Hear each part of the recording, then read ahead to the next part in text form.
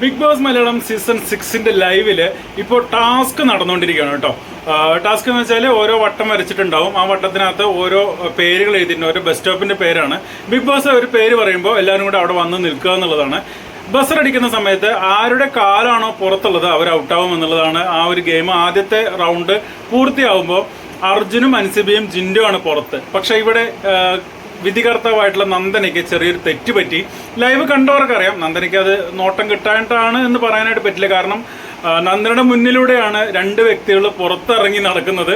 അത് ശ്രദ്ധയിൽപ്പെടാതെ ഒരു കാല് പുറത്തായിട്ടുള്ള അർജുനെയും ജിൻഡോയും പുറത്താക്കി. അൻസിബ പിന്നെ പുറത്തായിരുന്നു. അൻസിബ സ്വയം പിന്മാറി പുറത്തേക്ക് പോയി. അതുപോലെ തന്നെ ബാക്കി 3 പേര് കൂടെ ഉണ്ടായിരുന്നു.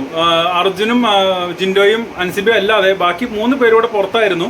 നോറയും റസ്മിനും അതേപോലെ അപ്സരയും. പക്ഷെ ഇവരെ കണ്ടിട്ടും കണ്ടില്ല എന്ന് നടിച്ചതാണോ അതോ ആ സമയത്ത് മൈൻഡിലേക്ക് പോവാത്തതാണോ അതെന്ന് അറിയില്ല. ഇനി ആദ്യത്തെ ഒരു ക്യാപ്റ്റനായ ആദ്യത്തെ ഗെയിമിന്റെ ഒരു ആകെ സ്ഥലകാല വിഭ്രമം ഉണ്ടായതാണെന്ന് അറിയില്ല.